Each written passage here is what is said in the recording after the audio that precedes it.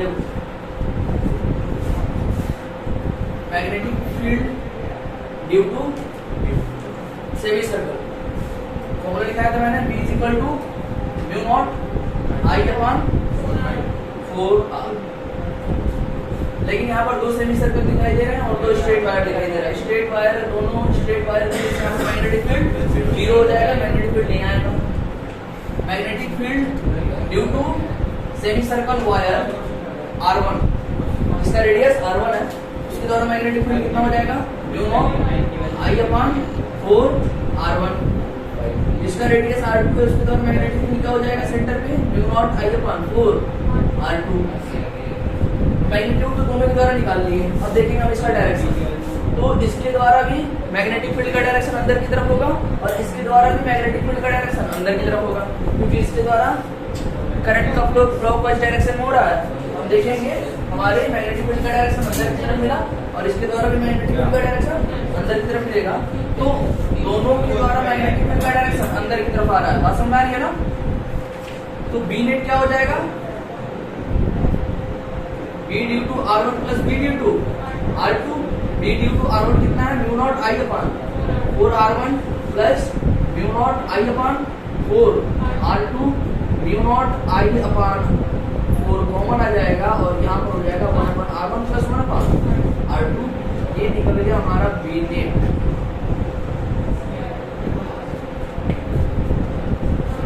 हो गया ना? बता दें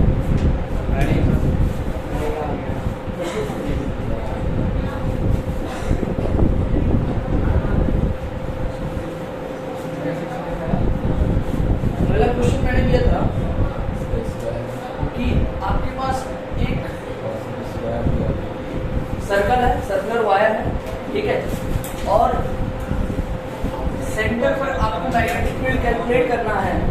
जब यहाँ पर इसके दो पॉइंट मैंने दिए थे कि ये जो हमारा सर्कुलर वायर है इस पर दो पॉइंट है, एक पॉइंट है ये और एक पॉइंट है बी।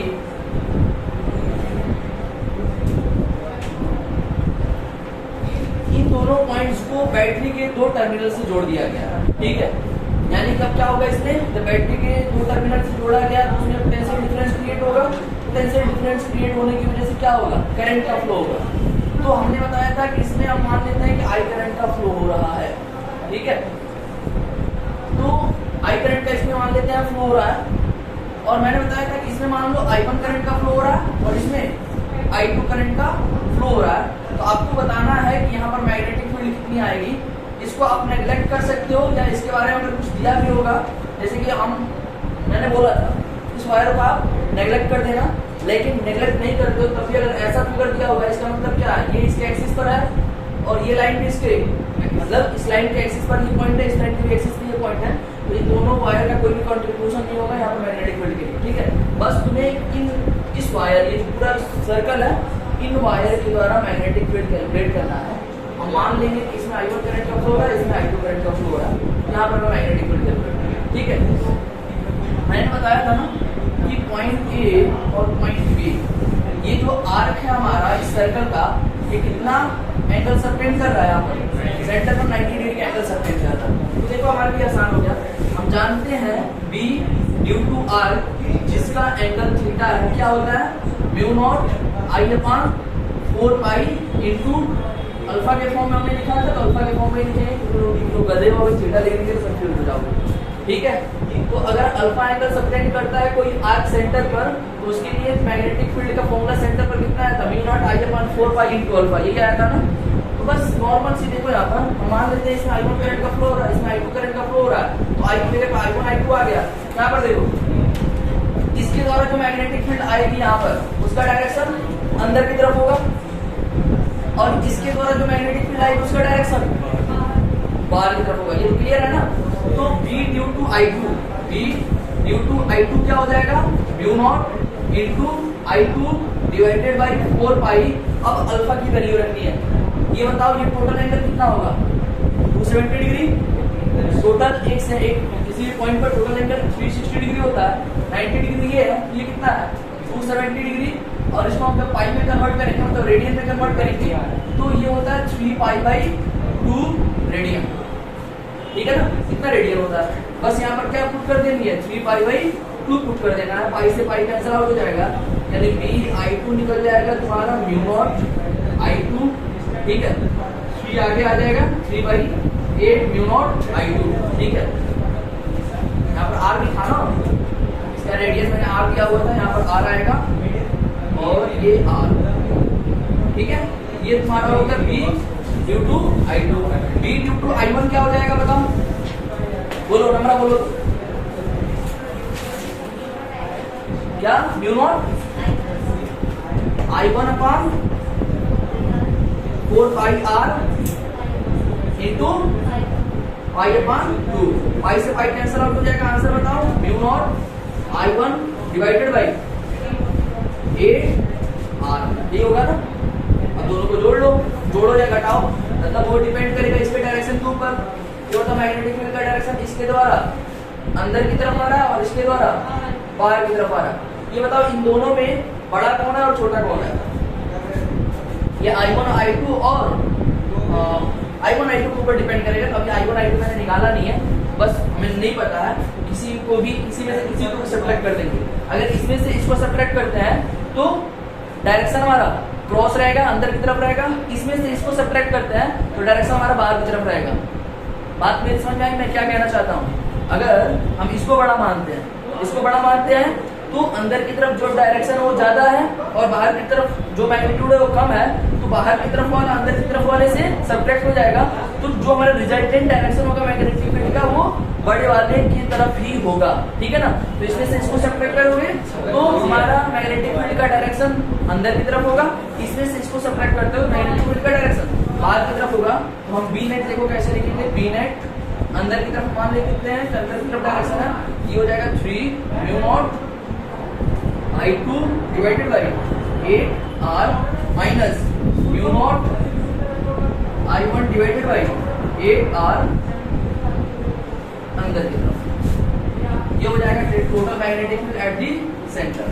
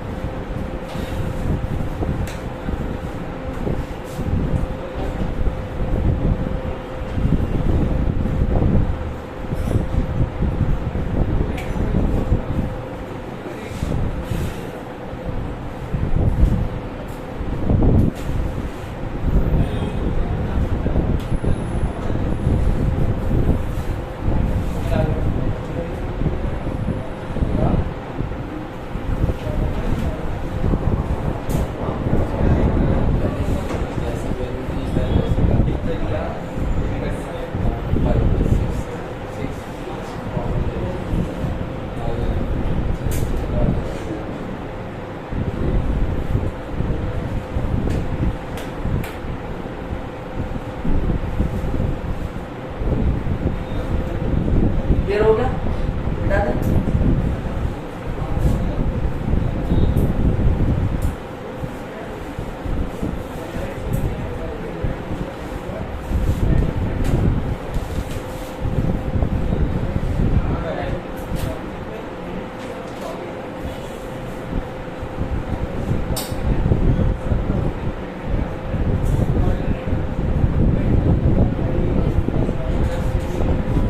क्वेश्चन है कि यहाँ पर तुम्हें स्ट्रक्चर में क्या क्या चीजें दिखाई दे रही है।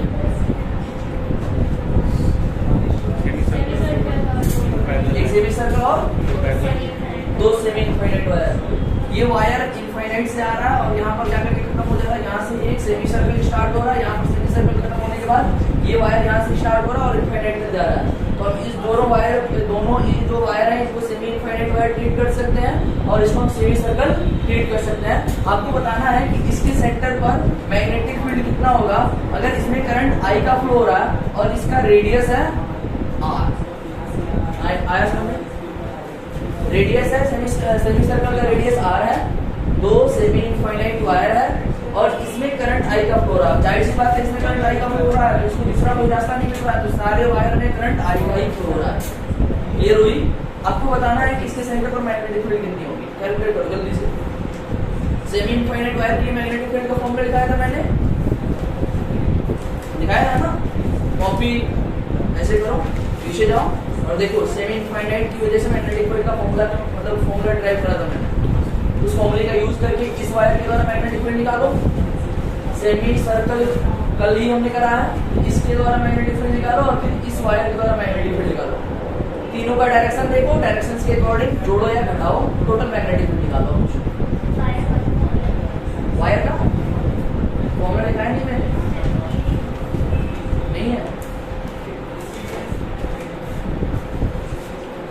ये बताओ जब याद मतलब अगर नहीं पता है ना तो डिराइव कर लिया करो। V net due to wire का फॉर्मूला क्या आया था, एक वायर जो फाइनाइट लेंथ का वायर था, क्या था बताओ, mu naught I upon 4 pi D sine theta 1 plus sine theta 2। Semi infinite wire की कंडीशन क्या होती है, theta 1 is equal to 0 degree, theta 2 is equal to 90 degree. एक कंडीशन होता है ना, तो एक में 90 डिग्री पुट कर दो, एक में 0 डिग्री पुट कर दो, ये 0 हो जाएगा, ये 1 हो जाएगा। अब इसके बाद से फॉर्मूला मिल जाएगा mu naught I upon 4 pi D. तो सेमी इनफाइनाइट वायर के लिए मैग्नेटिक फील्ड का फॉर्मूला होता है mu naught I upon 4 pi D. ये जनरल फॉर्मूला तो कम से कम याद रखा करो हमेशा, एनी टाइम, और इससे आप कैलकुलेट कर सकते हो।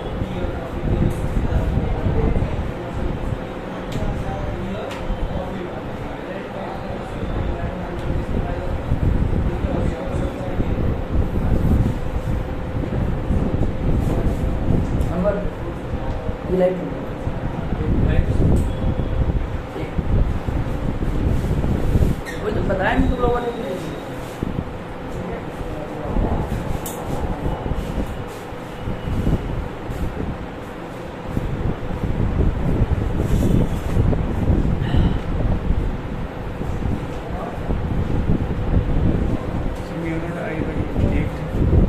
म्यू नॉट आई अपन उसके बाद कुछ नहीं है, ऐसा तो एक्सप्रेशन आएगा ही नहीं।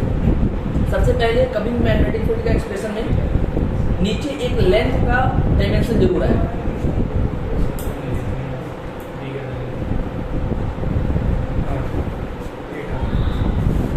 Mu naught I upon 8r, तीनों को निकाल करके कैलकुलेट करके जोड़ लिया,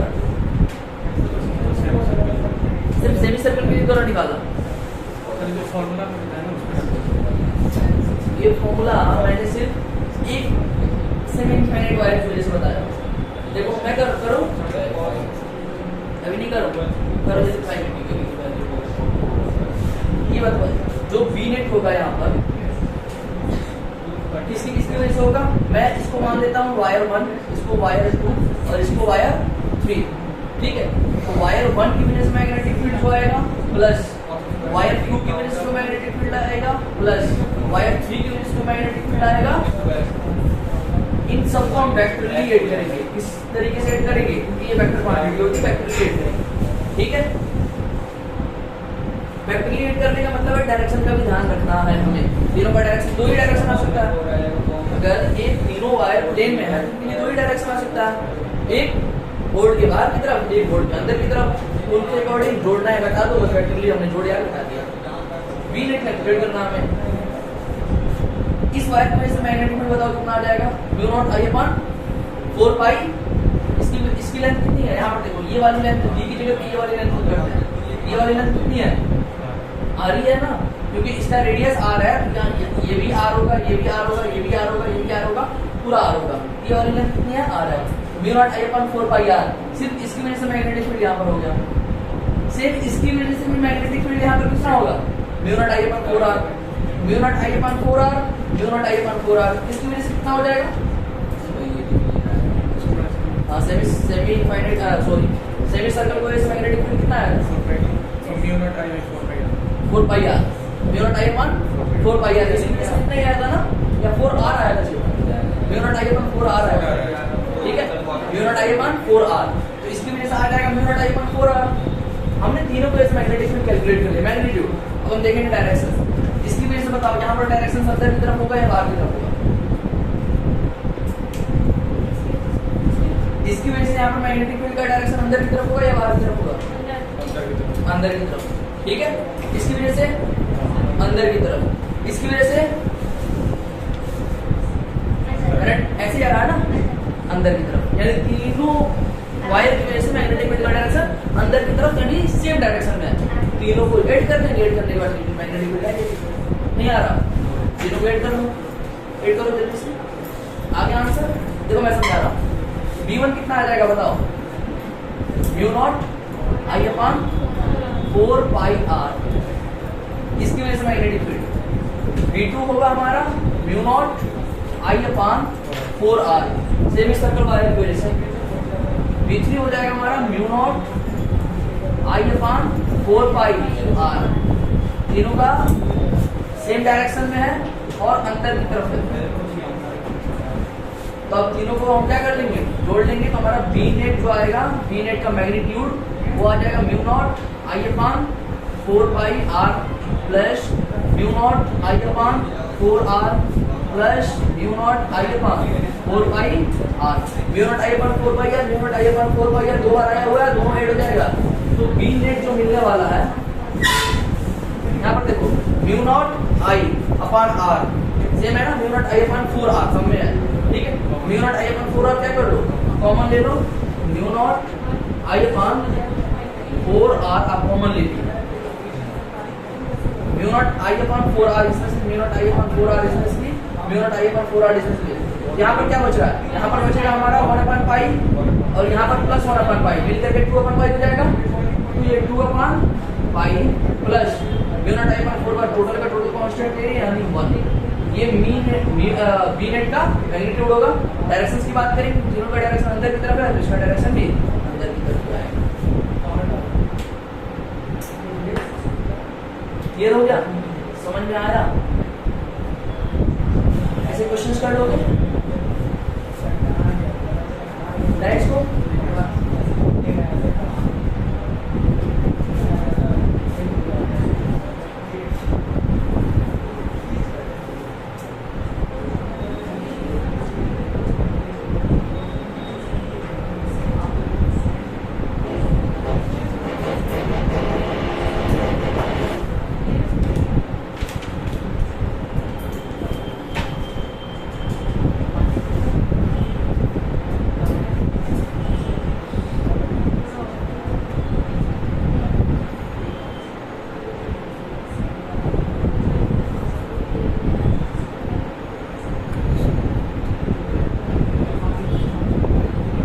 देखो ध्यान से, और क्वेश्चन है, ये भी ट्राई करो, हो पाएगा क्या? हाँ वही करना है, सेमी सर्कल की जगह r का फॉर्मूला लगा देना, इसकी वजह से मैग्नेटिक फील्ड का डायरेक्शन, इसकी वजह से अंदर की तरफ, इसकी वजह से बस सेमी सर्कल की जगह r का फॉर्मूला लगा देना और तीनों को जोड़ लेना है, आंसर मिल जाएगा।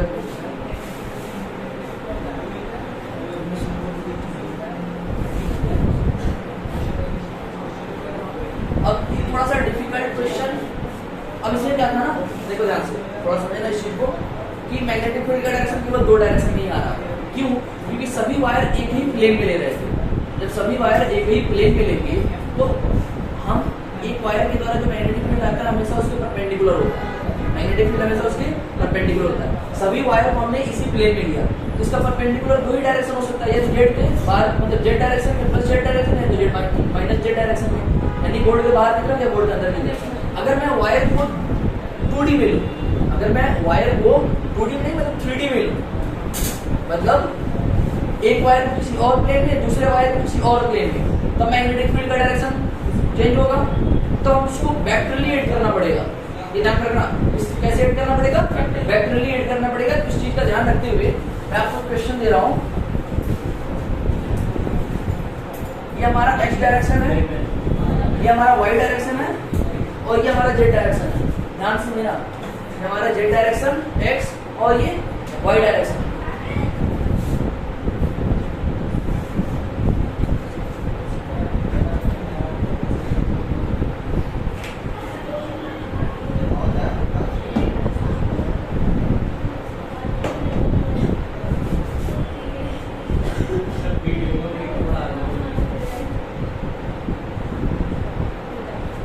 देखो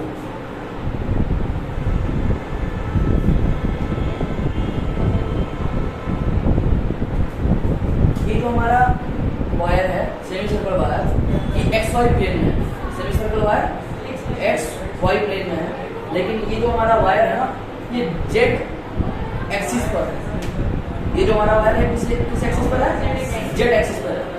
जेड एक्सिस पर ये वाला वायर ऐसे जाएगा, मतलब ये वाला वायर वास्तव में ऐसे गया हुआ है, ठीक है, ऐसे गया है, उसके बाद से ऐसे मुड़ा है और फिर बाहर ऐसे निकला है, जेड एक्सिस में ही बाहर निकला है। ये वाली बात समझ क्लियर होगी ना? करंट आई का फ्लो हो रहा है, इसका रेडियस है आर, करंट आई का फ्लो हो रहा है और इसका रेडियस है आर। आपको इसके सेंटर पर ही मैग्नेटिक फील्ड कैलकुलेट करनी है, करो। हाँ देखो करंट ऐसे जा रहा है, ऐसे, हाँ डायरेक्शन क्या हो जाएगा? नीचे आ जाएगी, तो इसके द्वारा डायरेक्शन नीचे, इसमें बाहर निकल रहा है, बताओ। उसमें भी नीचे ही होगा, इसमें भी नीचे ही होगा, ठीक है, इसके द्वारा भी नीचे, इसके द्वारा भी नीचे, लेकिन इसके द्वारा अंदर ही होगा, ठीक है। एक हमारा माइनस जेड डायरेक्शन में जा रहा है, देखो ध्यान से, एक डायरेक्शन हमारा माइनस जेड डायरेक्शन में जा रहा है और एक डायरेक्शन हमारा माइनस वाई डायरेक्शन में जा रहा है। दो के द्वारा माइनस वाई डायरेक्शन और एक के द्वारा माइनस जेड डायरेक्शन, ठीक है। तो अब तुम्हें जो वेक्टर मिलेगा ना, एक वेक्टर ऐसे मिलेगा मैग्नेटिक फील्ड का, एक वेक्टर ऐसे मिलेगा मैग्नेटिक फील्ड का, नहीं आ रहा। इसका मैग्नीट्यूड कैलकुलेट करने के लिए क्या करते हैं? इसका स्क्वायर प्लस इसका स्क्वायर का अंडर रूट, क्या? तो हम क्या करते हैं इसका मैग्नीट्यूड कैलकुलेट करने के लिए?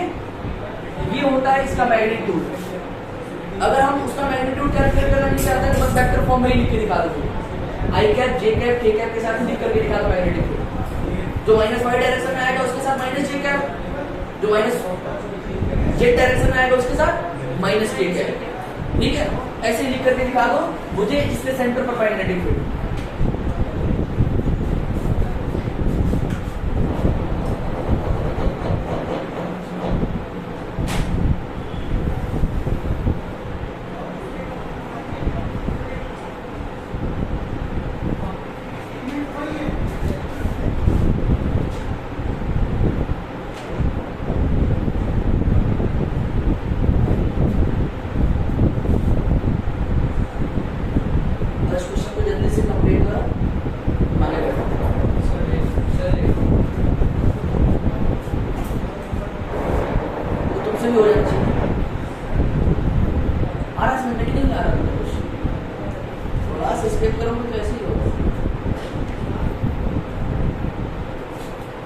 ये चीज तो पता होनी चाहिए, magnetic field due to current carrying wire, semi infinite wire है ये भी सेमी इनफाइनाइट वायर है। इसके द्वारा जो मैग्नेटिक फील्ड का फॉर्मूला होता है वो होता है mu naught I upon 4 pi D, semi infinite wire base. और यहाँ पर एक सेमी सर्कल में दिखाया है, semi circle base magnetic field का फॉर्मूला होता है mu naught I upon 4 R. R radius होता है यहाँ पर डी होता है वायर से जिस पॉइंट पर मैग्नेटिक फील्ड कैलकुलेट कर रहा है उसके बीच की परपेंडिकुलर डिस्टेंस डी होता है, ठीक है। तो यानी कि इस वायर से ये वाली डिस्टेंस, तो ये चूंकि इसका रेडियस आर है, तो ये वाली डिस्टेंस में क्या हो जाएगी? ये भी रेडियस जो है ये भी तो आर ही हो जाएगी, यहाँ पर भी आर ही आ जाएगा, ठीक है। तो अब डायरेक्शन के अकॉर्डिंग, डायरेक्शन से एक बार समझा चुका मैं, उसके अकॉर्डिंग जोड़ या घटा लो, लिखो उसको।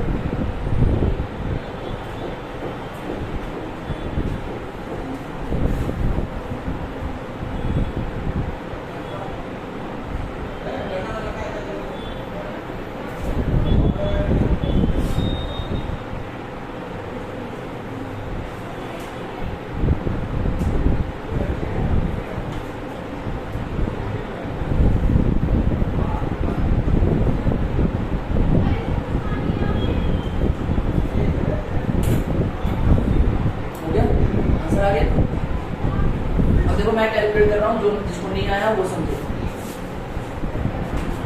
एक बात बताओ, इस वायर के द्वारा, ये वायर वास्तव में कैसे है? जेड डायरेक्शन में, यानी बोर्ड के परपेंडिकुलर डायरेक्शन में। इस वायर में करंट ऐसे जा रहा है, यानी मैग्नेटिक फील्ड की डायरेक्शन नीचे की तरफ आएगी। इसके द्वारा, इस वायर के द्वारा मैग्नेटिक फील्ड की डायरेक्शन नीचे की तरफ, इस वायर के द्वारा मैग्नेटिक फील्ड की डायरेक्शन देखो, इसमें ऐसे करंट का फ्लो हो रहा है ना, इसमें करंट का फ्लो ऐसे ऐसे जा रहा है, ठीक है। तो इसके द्वारा भी मैग्नेटिक फील्ड की डायरेक्शन नीचे की तरफ। लेकिन इस सर्कुलर जो लूप है उसके द्वारा मैग्नेटिक फील्ड की डायरेक्शन बोर्ड के अंदर की तरफ, बोर्ड के अंदर की तरफ मतलब इस डायरेक्शन में, ठीक है। बोर्ड के बाहर की तरफ किस डायरेक्शन में दिखा रहा है, बोर्ड के अंदर की तरफ हमें किस डायरेक्शन में दिखाना पड़ेगा। बस में आ गया ना, यानी कि इन दोनों के बीच का एंगल 90 डिग्री है। क्लियर हो गया। तो मैं इसको मान लेता हूँ 1 वायर, इसको 2 और इसको 3। तो magnetic field due to wire 1 that is equal to mu naught I upon, बताओ 4 पाई आर। किस डायरेक्शन में, माइनस जे डायरेक्शन में। समझना माइनस जे मैंने क्यों लिखा, नीचे की तरफ जा रहा है ना, तो जे ऊपर के डायरेक्शन में होता है, माइनस जे नीचे के डायरेक्शन में होता है। अब V2 क्या हो जाएगा बताओ, mu naught I upon 4R। ये बताओ कि हमारा होता है बाहर के डायरेक्शन में, कि हमारा होता है मतलब हमारा जो जेड डायरेक्शन होता है ना, जेड डायरेक्शन में बाहर की तरफ हम के लेते हैं, अंदर के डायरेक्शन में क्या लेंगे, माइनस के कैप। ये हो जाएगा माइनस के कैप। वैसे ही V3 भी नीचे के डायरेक्शन में है और ये भी semi current semi infinite length का वायर है। तो ये हो जाएगा mu naught I upon 4 pi R minus J cap. अब इन तीनों को जोड़ करके लिख लो, तुम्हारा बी नेट क्या हो जाएगा, हम बी नेट जानते हैं क्या होता है, B1 plus B2 plus D3। तो B net is equal to minus J cap में 2 है, दोनों को जोड़ेंगे तो mu naught I upon 4 pi R, mu naught I upon 4 pi R, mu naught I upon 2 pi R हो जाएगा। ये हो जाएगा mu naught I upon 2 pi R minus का जे कैप प्लस इस डायरेक्शन में एक ही है mu naught I upon 4R minus का, ये तुम्हारा हो जाएगा बी नेट। अब और मैग्नीट्यूड निकालना चाहते हो, इसका स्क्वायर कर, इसका स्क्वायर कर, जोड़ के अंदर रूट ले लो, मैग्नीट्यूड निकल जाएगा। डायरेक्शन तो पता चल ही गया, हो गया। इसी को लिखना है राइटिंग द सोलिनॉइड।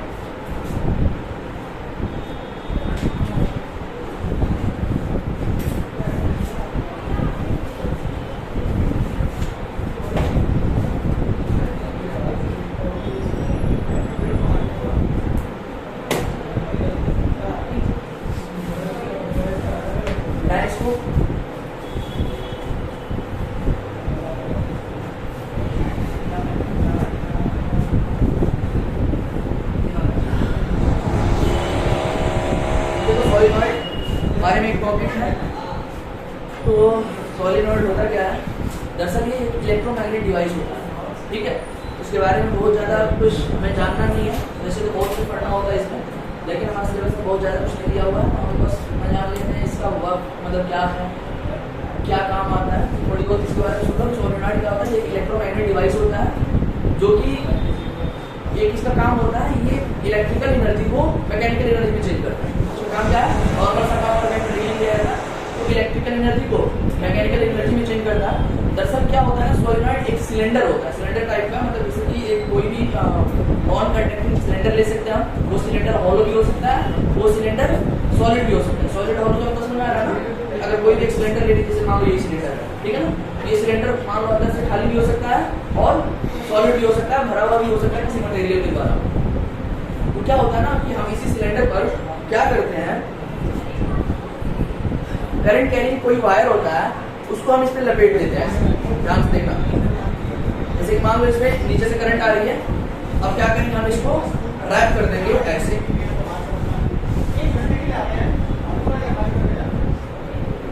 ठीक है। सेम ऐसे ही होता है, यही है सोलिनॉइड। अगर इसमें करंट का फ्लो हम करा दें ऐसे, करंट का फ्लो ऐसे होगा, अब क्या होगा, ये ऐसे ऐसे ऐसे ऐसे पूरे करंट में ऐसे जाने लगेगा, तो ये हो गया सोलिनॉइड आपका। बात समझ में आ गई ना। ऐसे ही वायर को हम अगर किसी भी सिलेंडर के ऊपर रैप कर देते हैं तो ये हमारा सोलिनॉइड बन जाता है। अब क्या होता है, जब इसमें हम करंट की फ्लो कराएंगे तो हम जानते हैं कि ये क्या है, क्या मतलब एक सिग्नल मतलब क्या बन रहा है, ये सर्कल बन रहा है। सर्कल के द्वारा उसके सेंटर पर मैग्नेटिक फील्ड क्रिएट होता है, मतलब उसके अंदर ही मैग्नेटिक फील्ड क्रिएट होता है। अभी हमने मैग्नेटिक फील्ड लाइंस पढ़ी नहीं है, मैग्नेटिक फील्ड लाइंस इसके जस्ट बाद में पढ़ाऊंगा। मैग्नेटिक फील्ड लाइंस क्या होता है उसके बाद और अच्छे से समझ में आएगा कि सर्कल जो होता है ना, उसके अंदर मैग्नेटिक फील्ड लाइंस कैसे बनती है, उस चीज में बना हुआ है, बहुत अच्छे से समझ में आएगी कि कैसे फील्ड क्रिएट हो रहा है। जैसे मैंने इलेक्ट्रिक फील्ड लाइंस बनाई थी तो इलेक्ट्रिक फील्ड के बारे में अच्छे समझ में आ गया था, वैसे मैग्नेटिक फील्ड लाइंस बनने के बाद मैग्नेटिक फील्ड के बारे में फील आएगा हमें, कैसे ये क्रिएट हो रहा है, कैसी फील्ड है ये, कैसे फोर्स लगाएगी। तो ये क्या होता है ना कि ये जो अब इसके अंदर ना इस सिलेंडर के अंदर मैग्नेटिक फील्ड क्रिएट हो जाती है और वो कांस्टेंट लगभग क्या होता है ना कि दो तरीके के सोलिनॉइड हम पढ़ेंगे, एक आइडियल सोलिनॉइड, एक रियल सोलिनॉइड, ठीक है। तो आइडियल सोलिनॉइड में क्या होता है ना, आइडियल सोलिनॉइड हमारा इनफाइनाइट लेंथ का होता है, मतलब बहुत बड़ा होता है, जिसकी वजह से उसके अंदर जो मैग्नेटिक फील्ड होती है ना वो लगातार कांस्टेंट ही रहती है, बहुत ज्यादा डिफरेंस नहीं आता है, ठीक है। तो उसके द्वारा मैग्नेटिक फील्ड लाइंस लगभग स्ट्रेट लाइन होती है सोलिनॉइड के अंदर, और इसीलिए इसको बनाया भी जाता है, ठीक है। तो इसी चीज को हमें कैलकुलेट करना है कि अगर हम एक सोलिनॉइड लें तो उस सिलेंडर के अंदर उसके एक्सिस पर, सिलेंडर का एक्सिस क्या होता है, इसके बीचों बीच में जो इसका मतलब जैसे मान लो इसका क्रॉस सेक्शनल, जो ये क्रॉस सेक्शनल है, इसका क्रॉस सेक्शन क्या है, इसका सिलेंडर का क्रॉस सेक्शन क्या होता है, सर्कल होता है। सर्कल का जो सेंटर है उस सेंटर पर इसके परपेंडिकुलर एक लाइन खींच दें तो ये लाइन इधर की तरफ और इधर की तरफ, ये क्या कहलाती है, एक्सिस कहलाती है। तो इसी सिलेंडर के अंदर उसके एक्सिस पर मैग्नेटिक फील्ड क्रिएट करना है, मतलब मैग्नेटिक फील्ड जो क्रिएट हो रही है उसको हमें कैलकुलेट करना है। बात समझ में आ गई? सोलिनॉइड के बारे में मालूम चला, लिखो उसके बारे में, लिखो सोलिनॉइड हेडिंग दे करके लिखो, it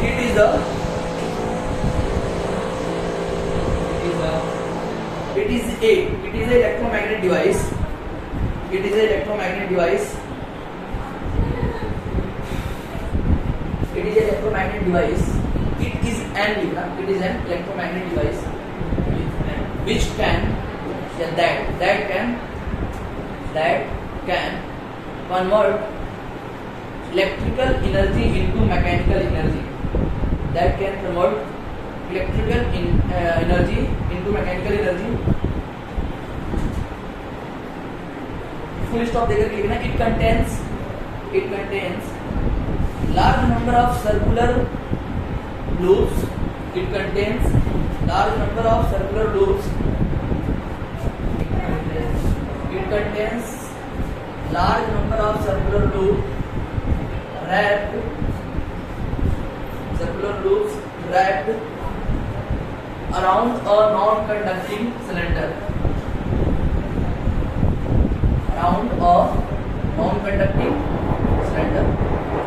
ठीक है।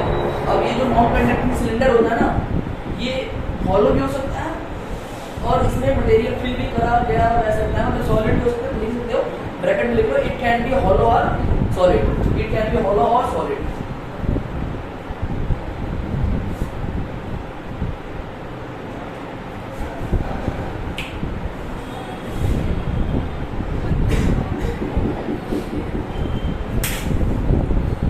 देखना क्या होता है, इसमें एक वायर ऐसे लिया, ठीक है,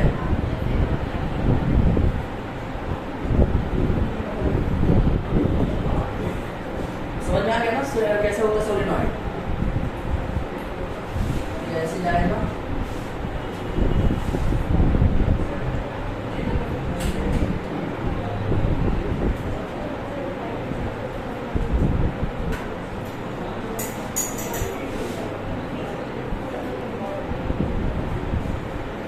समझो मैंने क्या कराया ना, देखना ये वायर कैसे लपेटा गया, ये बाहर की तरफ से गया, फिर अंदर की तरफ से, फिर ऐसे आ रहा है ये वायर, ठीक है। इस चीज को समझना, यानी हमारा जो सर्कल बन रहा है ना, जो करंट का फ्लो हो रहा है वो किस डायरेक्शन में हो रहा है, इधर से देखने पर, राइट हैंड साइड से देखने पर करंट का फ्लो क्लॉकवाइज डायरेक्शन में हो रहा है। यानी अब बताओ कि इसके अंदर जो मैग्नेटिक फील्ड क्रिएट होगा वो किस डायरेक्शन में क्रिएट होगा, किसी भी एक सर्कुलर लूप को ले लो, हम जानते हैं सर्कल के द्वारा जो मैग्नेटिक फील्ड होता है उसके सेंटर पर किस डायरेक्शन में होता है, हाँ, तो अगर क्लॉकवाइज डायरेक्शन में हो रहा है तो क्लॉकवाइज डायरेक्शन में यानी हमारा मैग्नेटिक फील्ड का डायरेक्शन नेगेटिव एक्स एक्सिस के अलोंग आएगा। आप समझ में आ गई मैग्नेटिक फील्ड का डायरेक्शन, तो ये है इसका एक्सिस, क्या मैग्नेटिक फील्ड किस एक्सिस के अलोंग, जिस वायर में करंट का फ्लो हो रहा है ना उस वायर की एक्सिस के किसी पॉइंट पर मैग्नेटिक फील्ड जीरो होती है। टाइम हो गया और इसका डेरिवेशन आज नहीं हो पाएगा, बस इसको बार बार लिख लिया ना, समझ गए ना, इसके फिगर बनाओ, डेरिवेशन कर लो, ठीक है। तो चलो ठीक है, कल ही पढ़ो। हाँ, पूछ रहे थे तुम कि जैसे करंट का वायर है, इस वायर में जो करंट का फ्लो हो रहा है इसके एक्सिस पर कोई पॉइंट होगा, वहां पर मैग्नेटिक फील्ड इसकी वजह से जीरो होगा। यहाँ पर इसके एक्सिस पर थोड़े आ रहा है करंट का फ्लो, तो इसमें सर्कुलर लूप में हो रहा है, सर्कुलर लूप में हो रहा है। ये एक्सिस किसका है? ये एक्सिस सिलेंडर का है, और इसके एक्सिस पर हमें मैग्नेटिक फील्ड कैलकुलेट करना है। इसका डेरिवेशन हम कल करेंगे कितना मैग्नेटिक फील्ड आएगा। वैसे लिख लो, देखो यहाँ पर डायरेक्शन तो समझ में आ गया था, यानी इसके अंदर मैग्नेटिक फील्ड का डायरेक्शन किस तरफ होगा? इस डायरेक्शन में होगा, ठीक है। और ये जो मैग्नेटिक फील्ड आता है ना, magnetic field is equal to mu naught N I upon 2, sorry mu naught N I होता है। मैग्नेटिक फील्ड कितना होता है? म्यू नॉट एन आई इसके अंदर, ठीक है। लेकिन अब देखो दो तरीके के सोलेनॉइड होते हैं, एक होता है आइडियल सोलेनॉइड और एक होता है रियल सोलेनॉइड। रियल सोलेनॉइड क्या होता है ना, फाइनाइट लेंथ का होता है, उसमें कोई भी मतलब वो चीज नहीं करते हैं। रियल सोलेनॉइड फाइनाइट लेंथ का होता है, इसमें कोई भी कंसीडरेशन नहीं करते हैं, कंसीडरेशन करके हम डिराइव नहीं करते हैं। तो क्या होता है ना, उसके द्वारा जो मैग्नेटिक फील्ड का फॉर्मूला होता है ना, वो इसके लेंथ के ऊपर डिपेंड करता है, कितना बड़ा लेंथ है ये और किस पॉइंट पर हमें मैग्नेटिक फील्ड कैलकुलेट करना है, उसके ऊपर डिपेंड करता है। लेकिन जो हमारा आइडियल सोलेनॉइड होता है ना, वो इनफाइनाइट लेंथ का होता है। इनफाइनाइट लेंथ के होने की वजह से इसके अंदर जो मैग्नेटिक फील्ड होता है ना, वो कांस्टेंट हो जाता है। इसके अंदर जो मैग्नेटिक फील्ड होता है वो कांस्टेंट हो जाता है, और वो मैग्नेटिक फील्ड हो जाता है mu naught N I upon 2। सभी जगह mu naught N I upon 2 ही होता है, इसके लिए आइडियल सोलेनॉइड के लिए। लेकिन ये mu naught N I upon 2 कहां तक होता है? ये इनके अंदर तक होता है, लेकिन जस्ट इसका जो क्रॉस सेक्शन होता है, लास्ट वाला जो पॉइंट होता है, यहाँ पर जो मैग्नेटिक फील्ड कैलकुलेट करते हैं ना, तो वो आता है mu naught N I upon 2 आता है। Mu naught N I just इसके आधा हो जाता है, जस्ट इसके आधा हो जाता है, और थोड़ी सी ही दूरी पर जाने पर जो मैग्नेटिक फील्ड होता है ना, म्यू नॉट एन आई के अप्रॉक्स आ जाता है। समझ रहे हो ना कितना बड़ा चेंज हो रहा है एकदम से, ठीक है। तो मतलब उसके अंदर सभी जगह मैग्नेटिक फील्ड इतना रहता है, लेकिन जस्ट उसके कॉर्नर पे आने पर magnetic field mu naught N I upon 2 हो जाता है। इसका सभी डेरिवेशन देखेंगे हम अच्छे तरीके से कि रियल सोलेनॉइड के लिए और आइडियल सोलेनॉइड के लिए क्या क्या केसेस हो सकते हैं।